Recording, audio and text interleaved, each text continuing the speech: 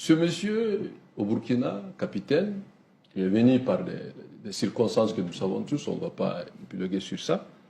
Et déjà, son pouvoir est très affaibli. D'abord, quand il sort pour dire qu'ils disent que j'ai fui. Une semaine quand même. Oui, qu'ils disent qu'ils ont fui, j'ai fui. Lui, mais il reconnaît qu'on a dit qu'il a fui. Oui. Ça veut dire qu'il y avait un problème. Deuxièmement, il nie que voilà, les informations... Même l'attaque. Oui, non, ça il ne peut pas nier. Okay. Ça, il dit que certains militaires avaient eu l'info. Non, ça il est obligé. On sait que quand un pays est en guerre, l'intoxication, l'information, la désinformation, c'est la règle. Maintenant, lui, son problème c'est à deux niveaux. Moi, je pense que la charge qu'il a, il n'a pas... Pour moi, hein, ça c'est il n'a pas vraiment... tout ce qu'il faut pour mener à bien cette charge. Parce que le Burkina a connu des grands hommes qui ont fait la politique avant lui. Et donc, si le niveau chute, c'est visible. On n'est pas Blaise qui le veut. On n'est pas Sankara qui le veut. Donc, maintenant, s'il dit, viens, je vais faire du cacao au Burkina, voilà, et puis il vient prendre le pouvoir ici, c'est vacant. C'est des expressions de la rue.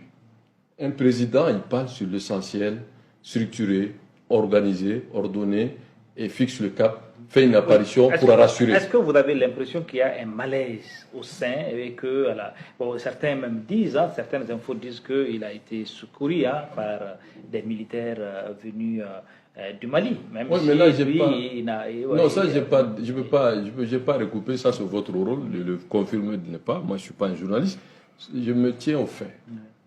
Dans cette affaire, c'est que le Burkina est dans une situation de tourbillon. Lui-même sait que son pouvoir ne se repose que sur la force des baïonnettes. Il le sait. Il n'a aucune base politique. Il sait qu'il est venu comment? Il n'a prouvé rien, il n'a pas rassuré. Daniba, qu'on a écarté après la mort de 25 gendarmes massacrés, depuis là, tous les rapports sont clairs qu'il y a eu plus de massacres après leur cabale contre Daniba. Donc ça veut dire que sur le plan de sécurité, il n'a pas fait mieux que seulement de changer de maître. Avant la France, vive la Russie. Donc ça ne veut rien dire. Deuxièmement, l'économie burkinabé est en perte de vitesse, en train de souffler. Et troisièmement, ce qui est le plus grave, c'est qu'aujourd'hui, lui-même il s'assoit, et sans aucune forme juridique, sans aucune légitimité, il va appeler ses affidés dans la salle pour dire qu'il est président. Il n'est plus président de transition, et puis il est président de Faso, sans aucune élection, sans aucune constitution. Il prolonge le fait de la transition de 5 ans. Donc ça veut dire quoi? Pour que lui, là, on le déloge, c'est la manière dont il est venu. Donc c'est pas rassurant. Moi, je pense qu'il faut qu'on sorte de ça.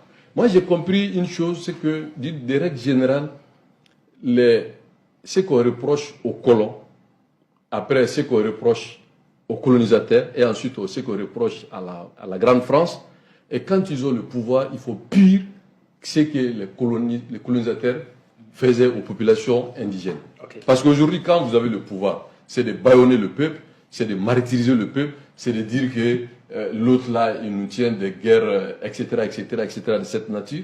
Alors qu'eux-mêmes, face à leur peuple, il n'y a jamais un débat démocratique sur le fond. Donc, pour sortir de la parole, je pense que ce monsieur est une mauvaise école pour les générations.